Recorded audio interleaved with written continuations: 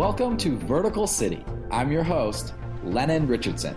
During each episode, I interview one of the world's top experts in architecture, urban design, engineering, or ecology so that we can better understand and develop solutions for sustainable living. Thank you for listening, and get ready to join us on another groundbreaking and uplifting episode.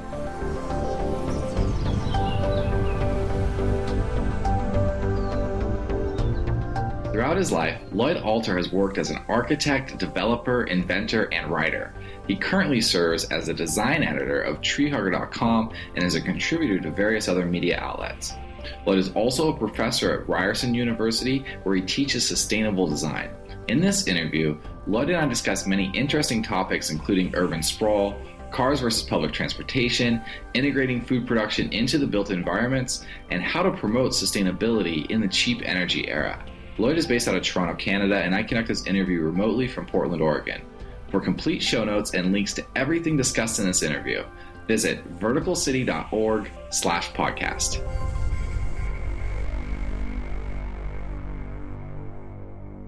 Welcome to the Vertical City podcast, Lloyd.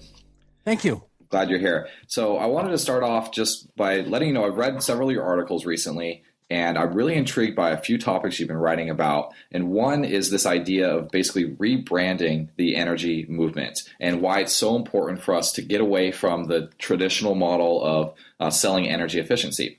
So I want to just ask you, how do we promote green energy in the cheap energy era? Well, this has been a problem even when energy was expensive a few years ago. It was still relatively a small proportion of people's budgets, and the cost of doing the kinds of renovations that would make a difference in people's lives were absolutely huge. Mm-hmm. But as energy prices have dropped, as they have over the last couple of years, and gas prices have dropped, people have basically almost forgotten about it as an issue. And the fact of the matter is that people really generally never were happy with this story of tragedy, of destruction, of the world's going to end. Fundamentally, people want to be happy, they want to enjoy life, and they don't like thinking about these things. They're hard issues, and especially when people have so little power to do that much, that they fundamentally know that even if they insulate their house and they reduce their energy bill, the guy next door is going to go buy some giant SUV, and it's just going to make no difference in the long run at all. So people do, as I said, generally want to be happy, but people are also basically, I think you have to say, fundamentally a little bit selfish. And they want what is good for themselves in a sense. So that's why instead of selling an efficiency on the basis of, oh, you're saving the world, and oh, you'll save a few dollars if you put in all this insulation, when in fact they'd rather have a granite countertop in their kitchen, the way to do it is to sell something else, to sell things that people can feel. So insulation, in fact, makes you comfortable. You're warm inside in the winter, and you're cool in the summer, because people don't really understand how you feel hot and how you feel cold. But when you get into the thermodynamics and the physics of it, our body has hundreds of thousands of temperature sensors in the skin. And what we're feeling is when heat is drawn away from us towards a cold wall or a cold window, we feel cold. And when heat is coming towards us, being soaked into us, we feel warm. It's the movement from one to the other that we really sense. So putting in a really good window and a lot of insulation makes you really comfortable. And frankly, the fact that you save energy is a really nice byproduct. Another thing that's going on these days that people are aware of is air quality. And when you read about what happened with Volkswagen and the particulates from diesel that we're really breathing every day, and you look at the sky in an afternoon in a city and you see how brown it is, then suddenly the idea of good air quality matters. And in really good construction with good heat recovery ventilators and that, they have filters. The air inside becomes better than the air outside. So air quality is also a way to sell healthier materials, greener materials, because they don't have the formaldehyde, they don't have the volatile organic compounds, the VOCs. So greener materials are healthier materials, and you feel healthier with them. So, and the last one of all is basically security, which is when you get blackouts, which are happening more and more with our electrical system being built the way it is, in a normal house or in a glass condominium tower, the temperature changes extremely rapidly. It can be uninhabitable in a day, both in the summertime when it can get up to, when it can go over 100 degrees, or in the wintertime where it can go down to ambient temperature outside. Whereas if you get, again, into a really well-insulated building where the window quality is really high, that windows in some of these buildings are as good as walls in a normal building, then you find that the house can stay warm virtually by your body heat for as long as a week. That's pretty impressive. You get security, you get comfort, and you get health. That adds up, I think, to a more persuasive story than energy. That certainly makes sense to me. Are there many others in the industry who have adopted this form of storytelling, or is most of the industry still focused on selling for the energy efficiency? This year, I've seen serious adoption of it. I was writing about a big, stupid house that gets built in Las Vegas every year for the International Builders Show that was 5,000 square feet in the middle of nowhere where you had to drive to it.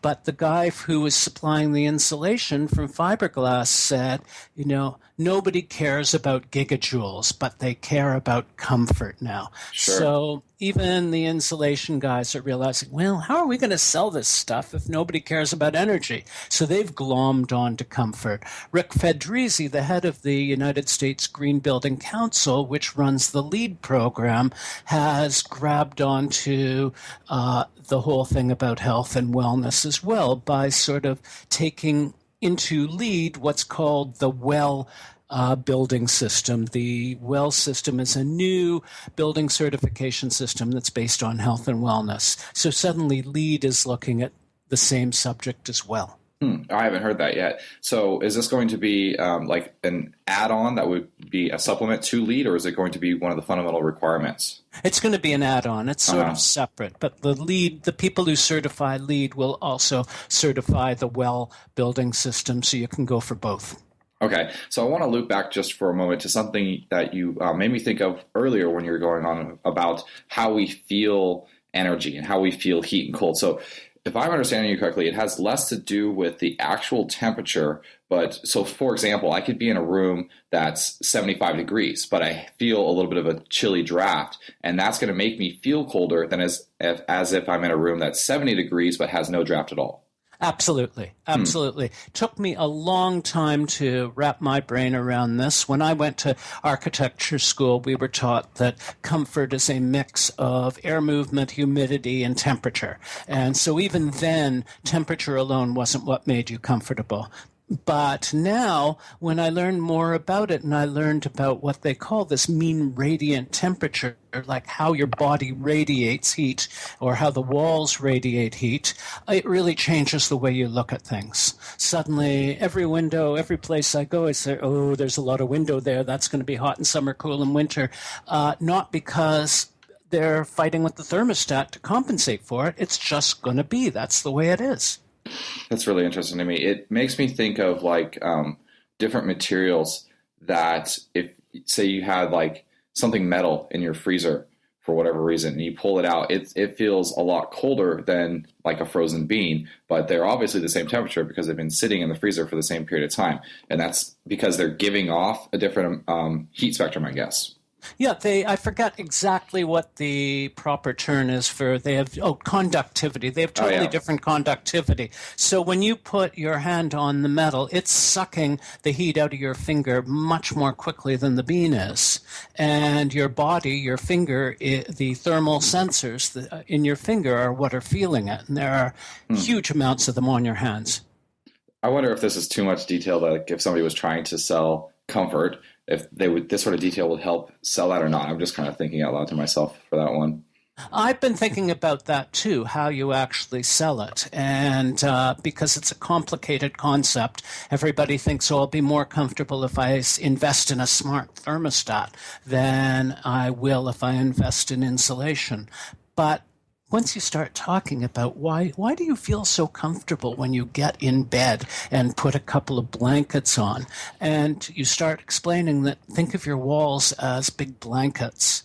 That's how it works. Then I think you can get the message across. Yeah, that makes sense. It's my body heat that I'm just catching it over and over and over again, and that's what's heating the space up underneath the blankets. Exactly. That's really interesting.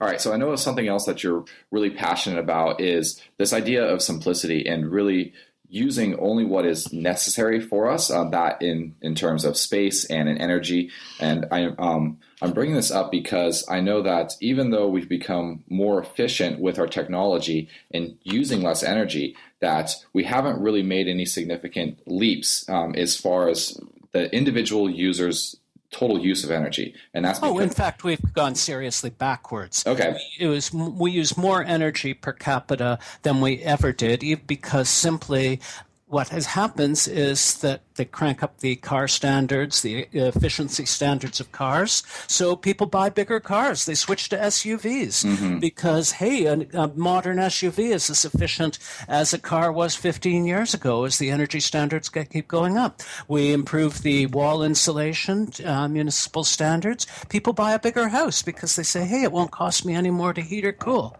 Wow. We constantly, you just see it looking at the cars on the road, what happens when cars get more efficient, they get bigger. And this is a fundamental problem that again comes from the statements that we started with. The people are, again, selfish. That people are thinking of their own interests, always have and always will. And so that we have to work into that. We have to deal with that in a different way. Do you think there's any overcoming that? Like, as humanity continues to progress, are we going to become less selfish, or is that something we're just going to always have to deal with and figure out how to sell the things we want to sell that is really going to get every individual to buy in instead of as a collective notion? I was thinking about this a few weeks ago for my lecture to my students where I teach at Ryerson University in Toronto about what happened in the 70s when there was the big energy crisis and Jimmy Carter, the president, brought in all of these conservation measures, and he made everybody drive at 55 miles an hour to save gasoline and put on a sweater and turn down the thermostat in the White House, and everything was about sort of consuming less. And everybody in putting on sweaters and driving slowly. And believe me, if you've ever tried to drive 55 miles an hour on a highway that's designed for 90 miles an hour, it's a horrible experience. Oh, I bet. People were so unhappy. The minute Ronald Reagan got elected and got rid of all of those rules, people just yelled with happiness because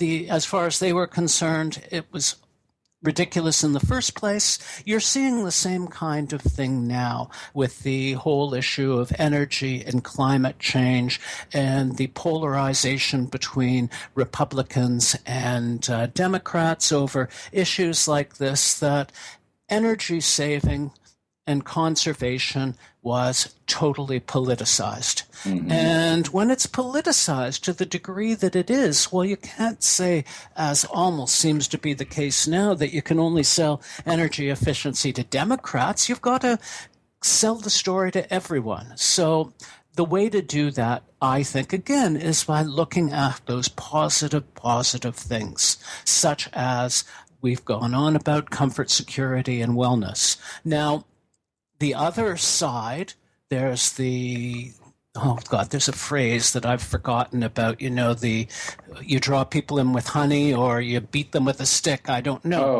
But the other side is what happens with regulation. I mean, for instance, all the car efficiency regulations didn't really work because people just kept buying bigger cars and getting SUVs, but they still made a difference in the design of cars, the improvement of the technology.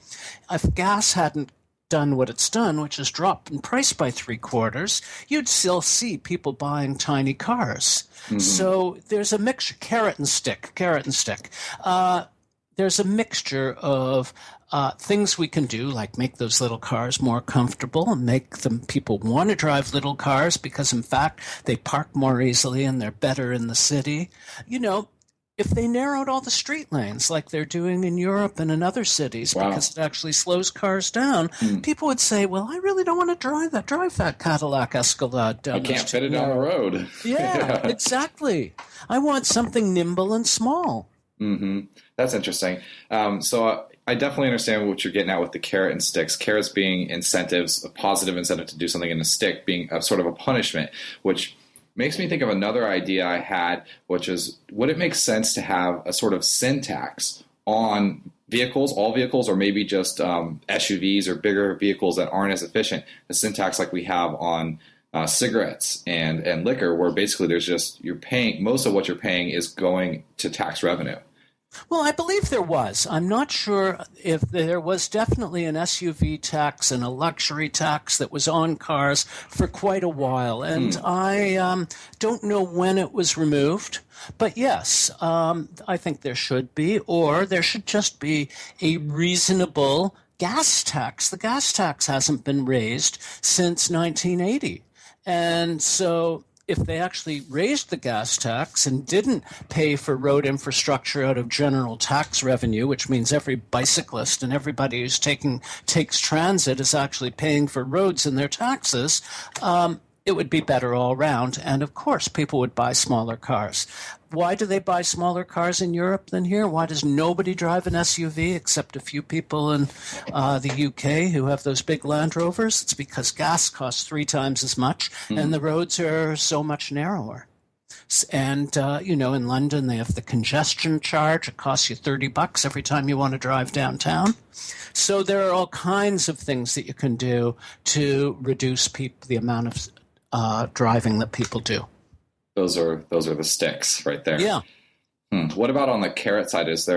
I guess you could just do the opposite, give tax breaks for driving efficient cars. Maybe if there's a toll bridge or something like that, you get half price if you're going through with a smaller vehicle.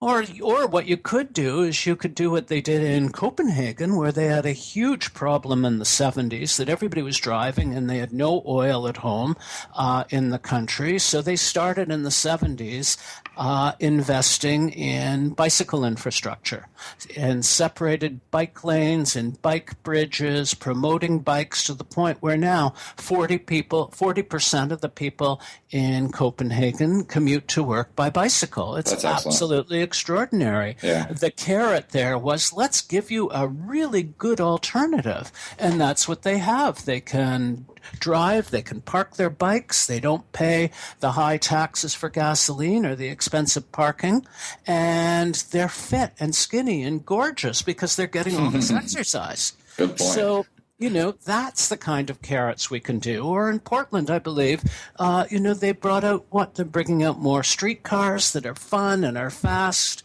and they're much better than sitting on a bus. So the real carrots you put in are the alternatives, be they transit and bike infrastructure, both of which I think are very big in Portland, and they're trying in Seattle. Yeah, I'm from Portland. I don't know if you knew that. Yes. Okay, great. And they are still beefing up the public transportation system, but it is, I think just from observation, that it's not as significant percentage of the population that's riding public transportation. I personally do very often, but most of my friends, especially if you're anywhere outside of the city center, aren't going to ride it near as often. Oh, absolutely, because it's still not a really solid and complete and widespread network. Yeah. It takes a long time and a lot of effort.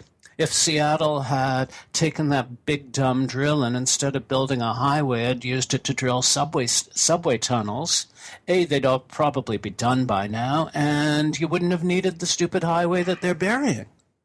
It's interesting because Portland is often hailed as the most or the best public transportation city in the country. And it may be, I'm not sure. But compared to Asian countries, it's definitely way behind. And I think one of the things that's significantly different is, for example, if I want to get across town, I live in the Southwest and I want to get to the Southeast, I have to commute to downtown first to like basically the central hub and then commute back out. So I'm basically making 2 trips, whereas if I was in Shanghai, there's all these routes that don't go anywhere near the center and just kind of skirt along the perimeter. And that's what's really lacking here in the Portland model.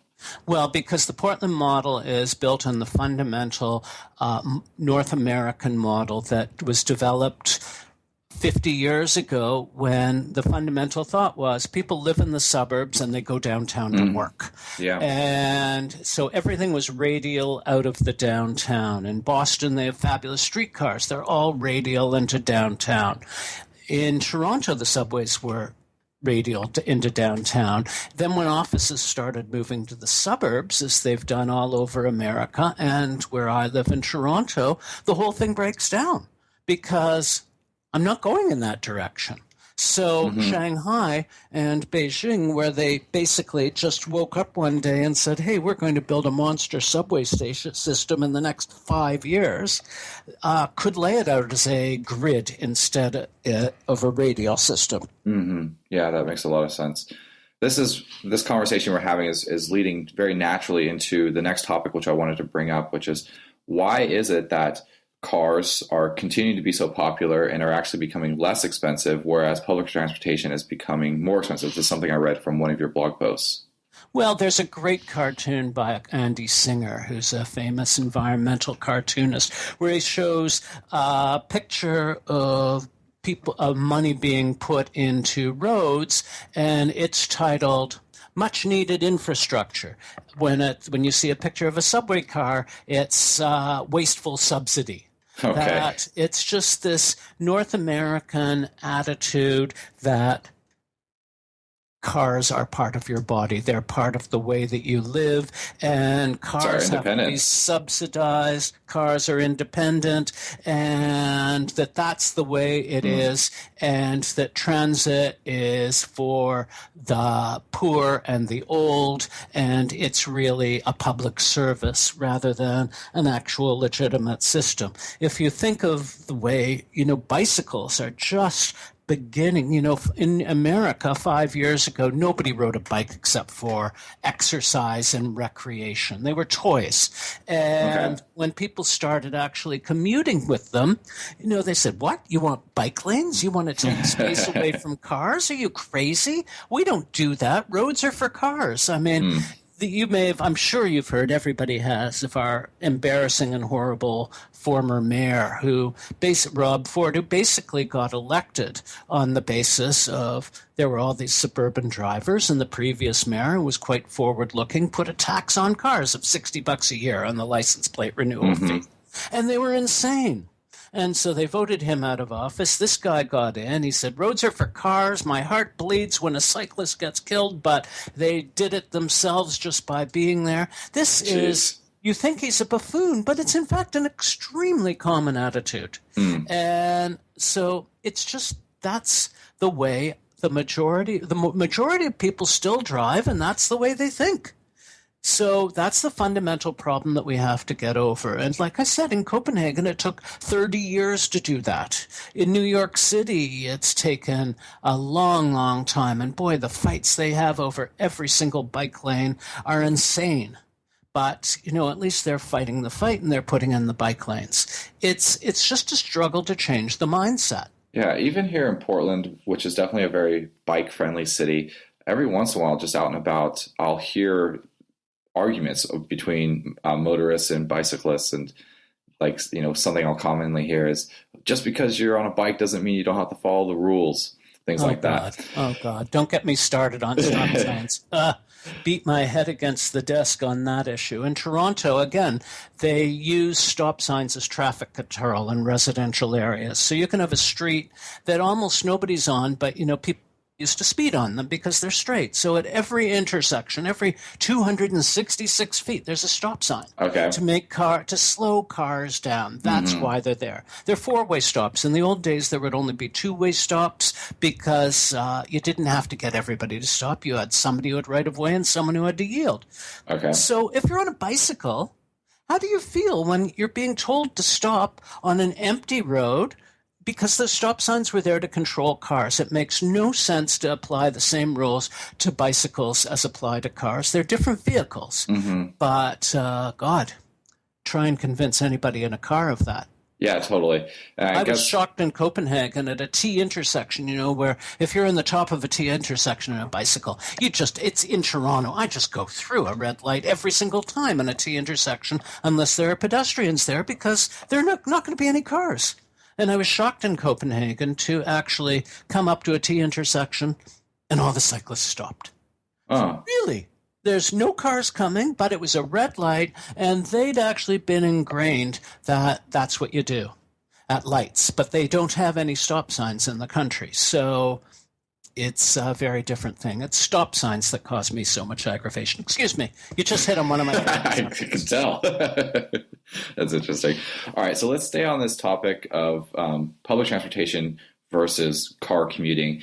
And you'd mentioned earlier in our conversation that gas taxes have not raised since, what did you say, the 70s? Since the 80s, I believe. Since the 80s, okay. Are there any other subsidies or taxes that are favoring car commuters and making it harder for people to ride public transportation?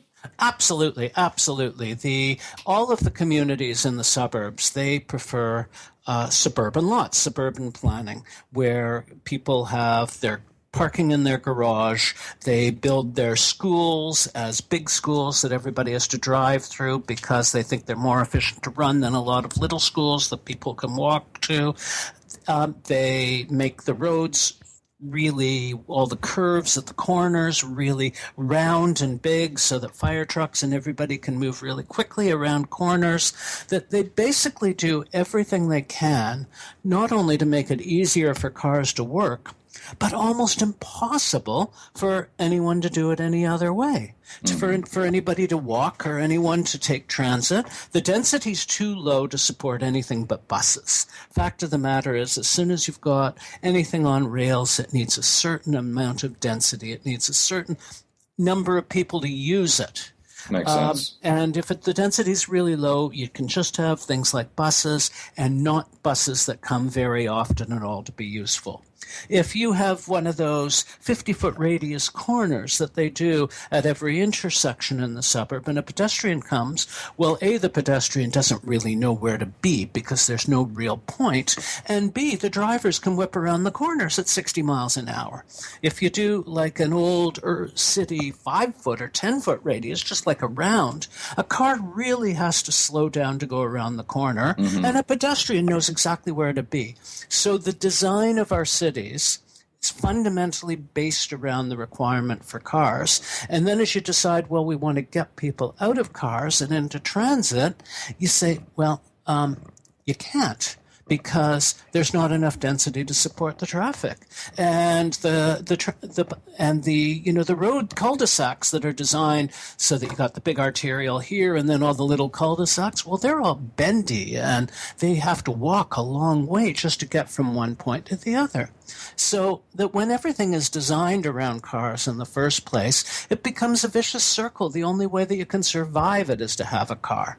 This is one of the reasons that I love bicycles, because the bicycle at least can go further, that, you can live probably within your own local community. You may not be able to get downtown, but you can shop within your local community probably with a bicycle instead of a car.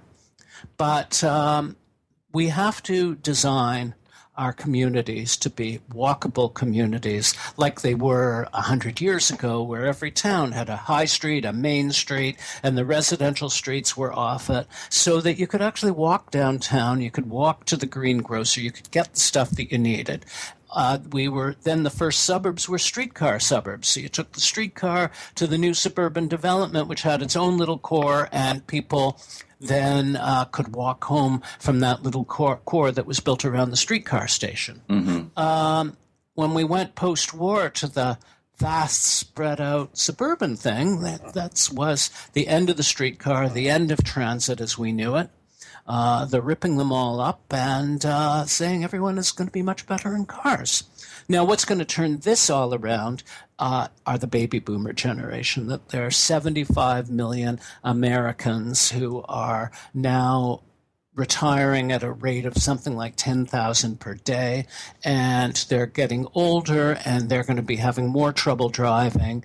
And 75 million Americans have a lot of votes. So suddenly you're going to see in the next 5 years as much attention being paid to alternatives to the car as you have seen attention paid to the car, because there's going to be such a huge constituency of them who actually are rapidly looking at the fact that they're going to have to hang up their keys. So I think you're going to see rapid acceptance of Uber-like services. Oh, yes. You're going to see rapid increase in approvals for self-driving cars, because the baby boomers for the last 70 years have gotten what they wanted, and when they want their self-driving car, they're going to get it. So I think we're going to see some changes.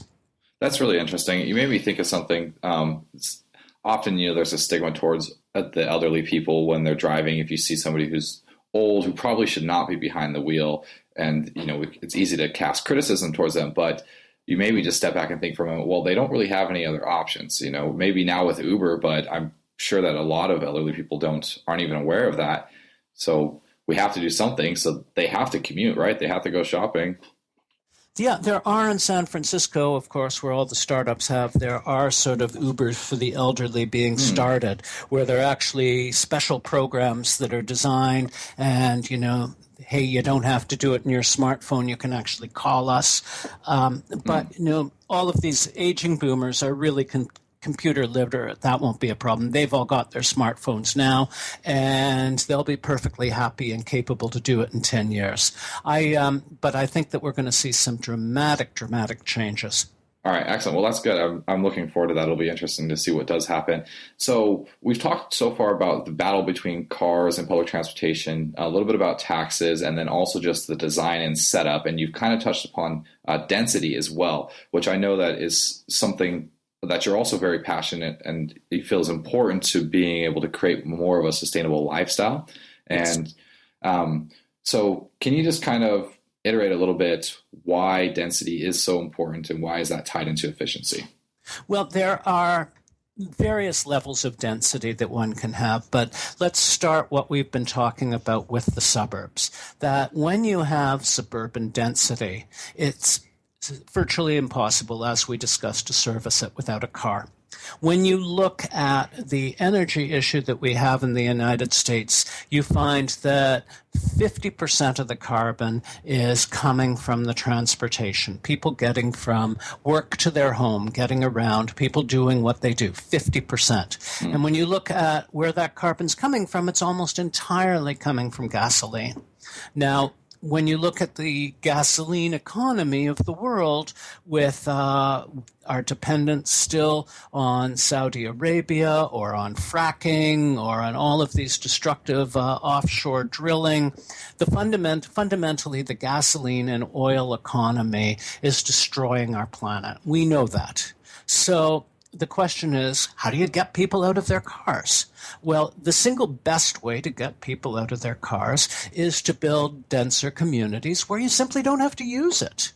So if you go to New York City, for instance, only 50% of people have cars. In London, I think only 45% of people have cars, and most of them use their cars for recreational purposes on weekends. Okay. My sister lives in London. They own a car. They never use it unless they're going out to visit somebody in the country on the weekend. Otherwise, they take transit.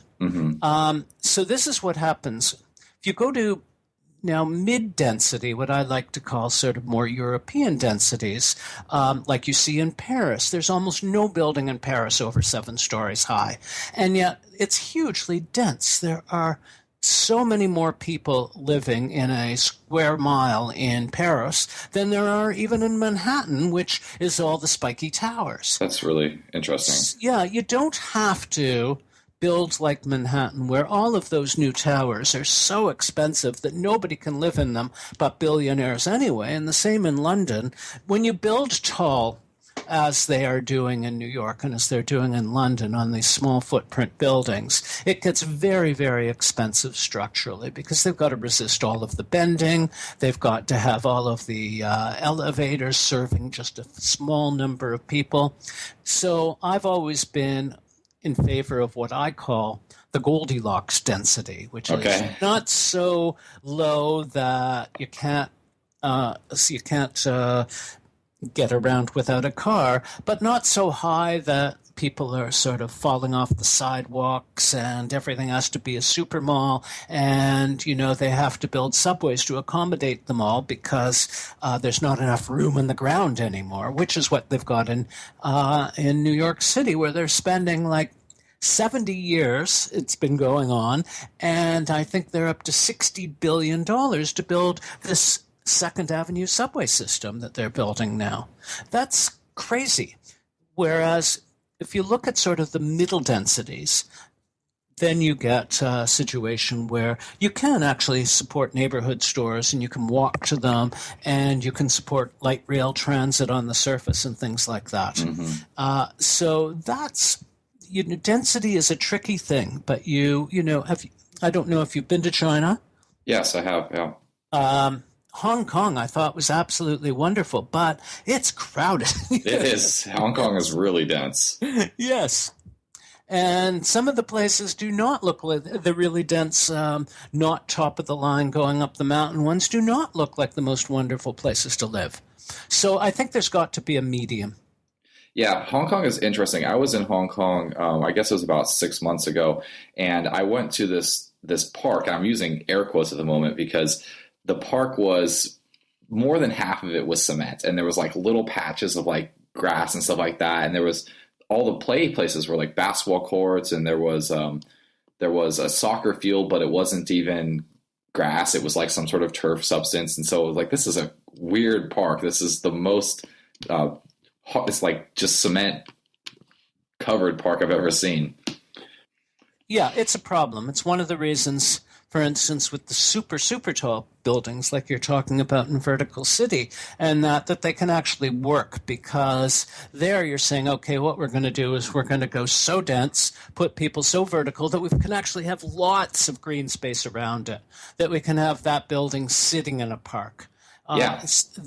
But if you took the overall density of those projects, if you took all of the green land and all of the built land, and you actually figured out how many people are there per square mile, I don't know whether it would be high or whether it would be low. It would be very interesting to find out, well, what city is it actually comparable to? You're talking about the Vertical City model with the towers and the green surrounding it? Yes. Yeah. I've never looked at it and said, what is the real overall density? Now, of course, the green is a huge benefit, and you can farm it and things like that. But I'd be curious to do the division and find out what the real urban density people per square mile actually is.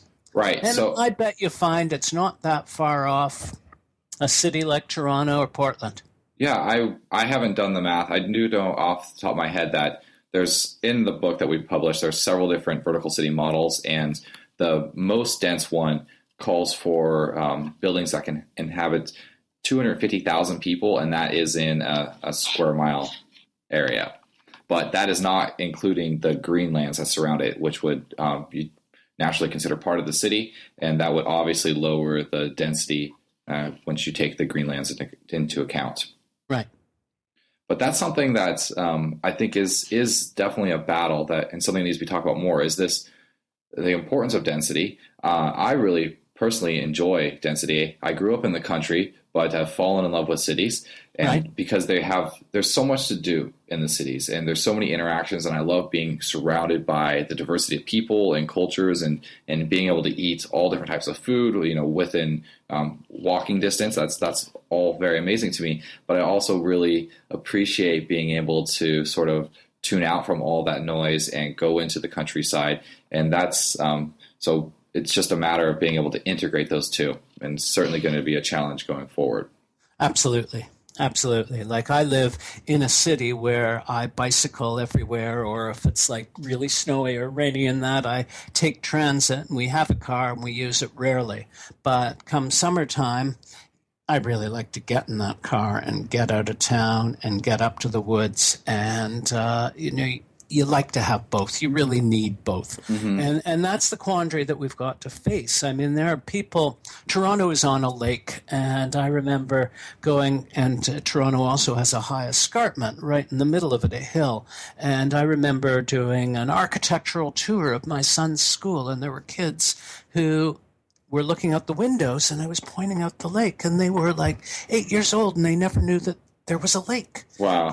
Their families weren't wealthy. They were immigrants. And even though Toronto had lakeside parks and you could take boats over to the islands, these kids had never been there. So it's not just having these things. You've got to have the sort of income distribution or culture or whatever that lets everybody take advantage of them. So I want to see, I'm still kind of on this topic of cars versus public transportation. I want to see if there's anything else that you want to bring up about this point before we move on. Are there any other factors you think are important? Well, the thing that everybody talks about all the time in all of these systems is what's called the last mile problem. And this is, again, a density issue, that transit, when it works in a certain density, it goes to these nodes, these stations, and then how do you get that last mile to your house? And this is where I think in the future we have to stop thinking of single modes of transportation as, oh, I drive to work, or I cycle to work, or I walk to work. What we have to think, multimodally. That, for instance, good bike share systems can be the way that, oh, well, I can bike to the subway station, chain my bike in a secure place, which, believe me, is hard to find. I can take the subway downtown, and then I can use a bike share or walk to my office or my destination, because downtown is dense enough that there are subway stops everywhere. That we have to... and I have a car because I like to go away in the weekend, but it's a small car and I only use it in the weekend, or I use a car sharing program, of which there are so many, Zipcar and all these other ones, when I need a car.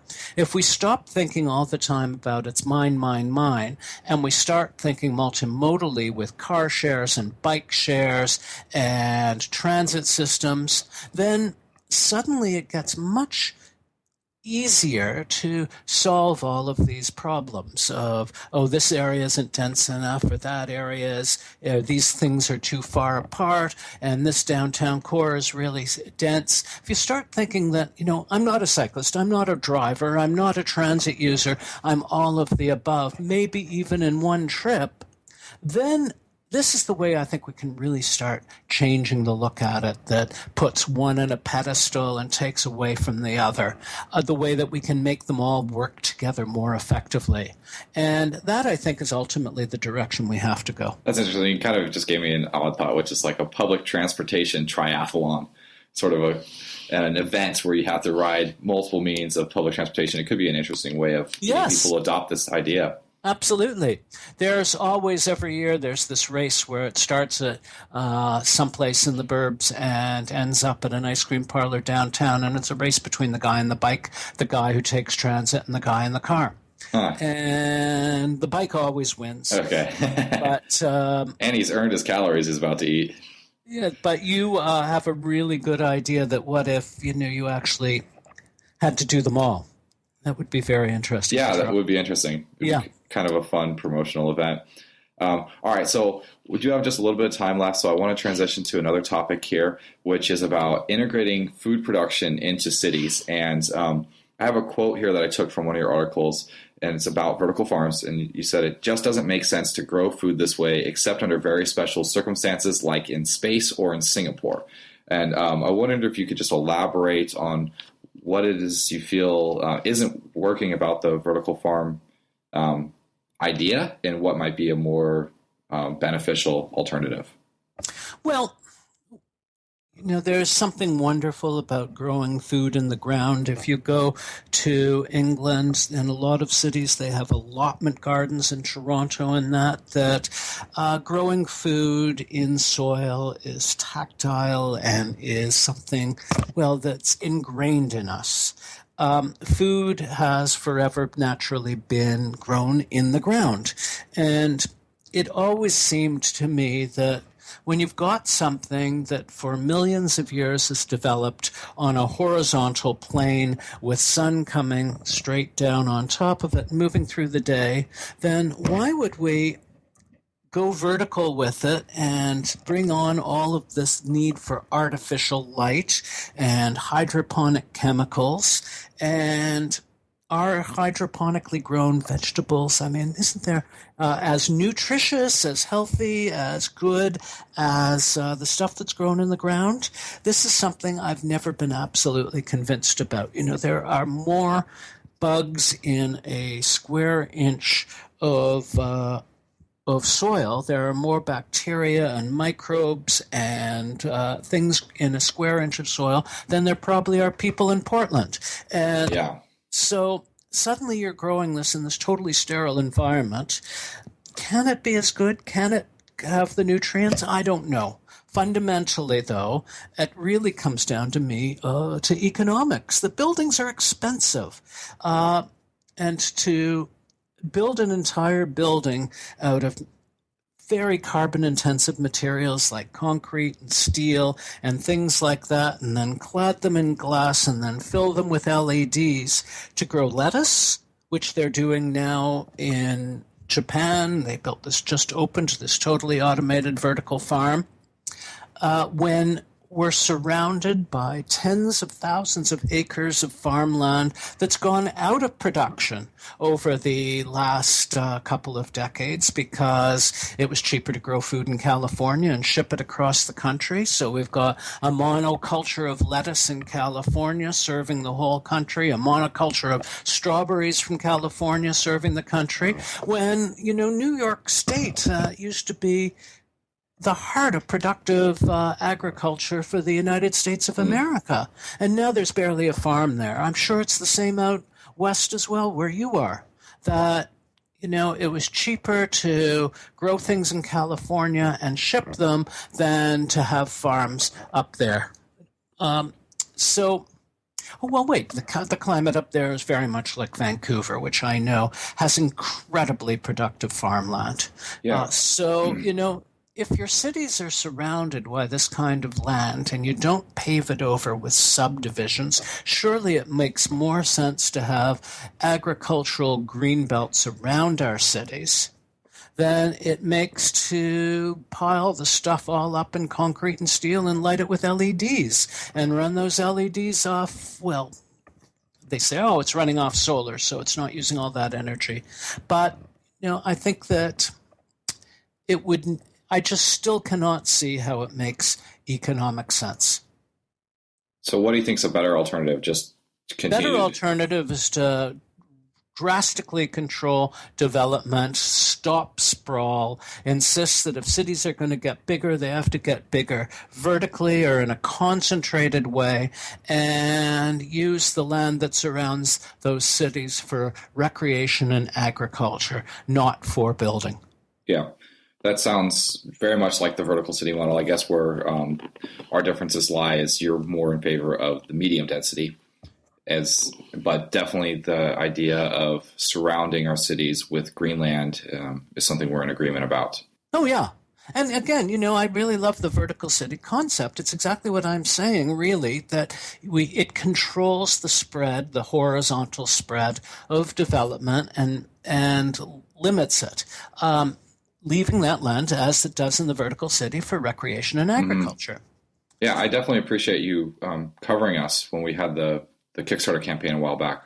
Well, it's a great concept. And as you know, I've been a huge, huge supporter of this going on in China with one particular company that, and I think that it makes total sense to develop this way.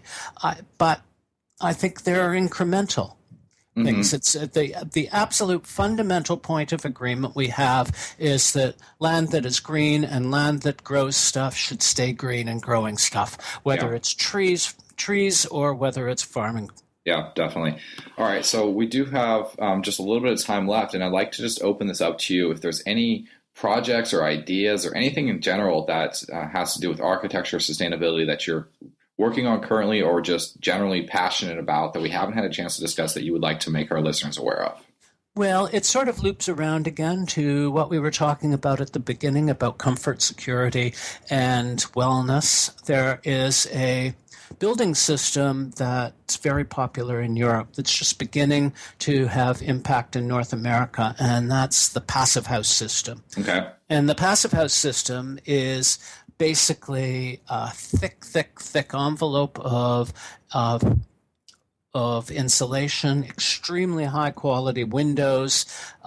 They're sometimes pretty boxy looking because it's got this complicated formula for calculating heat loss and jogs and ins and outs on buildings, increased surface area, which increases heat loss. So the architecture is somewhat limiting, but what you get are these tight boxes with really good mechanical ventilation, which gives you pure air, which gives you the warmth and all of those things I was talking about before. The countervailing trend in America that everybody's talking about is net zero, saying you're hearing much more talk about net zero buildings than you are about passive buildings. And I think this is a fundamental problem because what net zero buildings are doing is that they are building more efficient buildings because if they want to be net zero, they're offset by solar panels, and the less efficient building you'd have, the more solar panels you need. So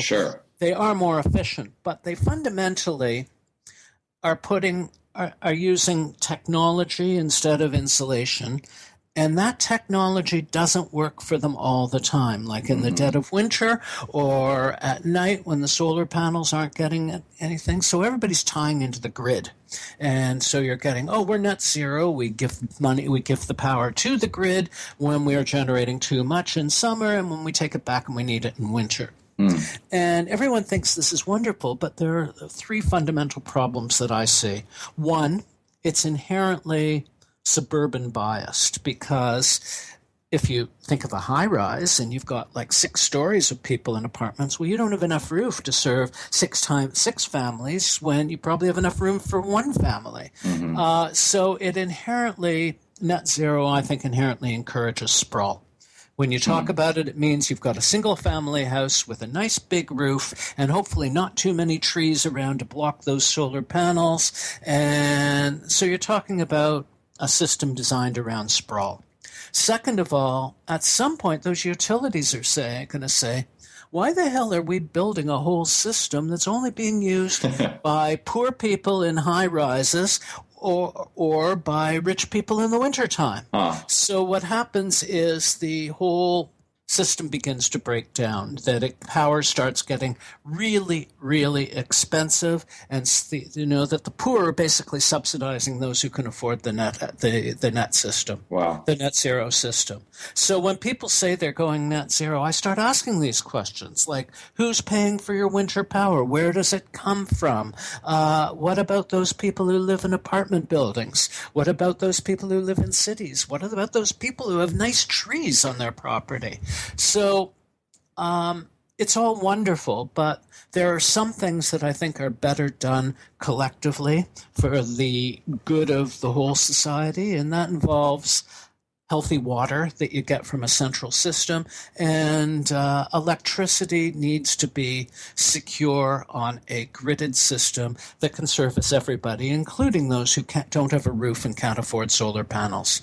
So does the passive house model, does that favor density? Could you see? Okay. It absolutely does, because we're talking about heat loss through walls, and when you share walls, you don't have to insulate them. When you share floors and roofs, you don't have to insulate them. So you can build a passive apartment house for far less money per square foot than you can a passive single-family house, because in each apartment you only have to build 1 wall to passive house quality instead of 4 walls and a roof. So in Europe, there's in fact huge movement towards passive house certified apartments. In Vancouver, they're building 2 passive house certified apartments now because the municipality wrote into their building codes that you get a density bonus. You can build an extra floor or 2 if you do something different, and passive house is on their list of things they could do. And the passive house builders there found out, well, what do I have to do to go passive house? Well, I have to build better exterior wall. Well, that's this proportion of the whole building, but it's only going up this much. And I have to have better ventilation in the units. Well, I can do that. I'm spending a couple of $100 more on the ventilation of each unit, but they found it wasn't really a big deal at all. And, they took the density bonus with the price of land being what it was, paid for the whole thing. So the fundamental tenet of passive house, if I understand it correctly, is basically designing livable environments that just simply require less energy. Exactly. It's got a very strict limit on the number of watts you can have per square foot. It's you design it to that, can't use more than this much energy in a year. All right. Excellent. Lloyd, I really appreciate you joining me on the podcast. This has been a really excellent interview. I want to give you a shot. If you want just to spend 1 minute, you can give a call to action to our listeners, plug anything you want. The fundamental problem that we have when you get right down to it that nobody wants to face is that our biggest problem is a transportation problem, that you can build the greenest, most perfect passive house way out in the country, but if you have to drive a gasoline car to it, or even an electric car that needs a big fancy road to get you there, you've got a problem. We've all got a problem. So I look at everything through a transportation lens. In a vertical city, the transportation is vertical, which is the most efficient way to get around because, your neighbor isn't 20 feet this way, your neighbor's like 8 feet that way. So that's, for me, the huge benefit of vertical cities, that transportation is so efficient and so economical. There's nothing more efficient than an elevator for moving people.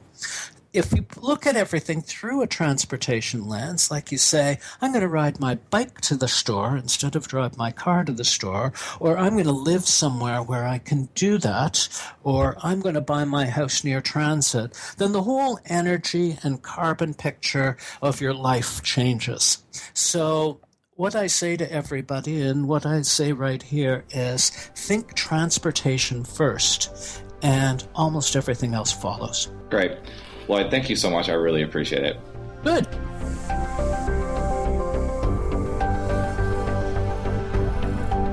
Thank you for listening to this episode of Vertical City. Learn more about the Vertical City concept and continue the conversation by visiting our website, verticalcity.org. I truly hope that you have enjoyed this episode. If you did, please subscribe to our podcast, leave a review on iTunes, and most importantly, share Vertical City with your friends and colleagues so that together we can create solutions for sustainable living. I'm Lennon Richardson, signing off for the Vertical City team. See you next time.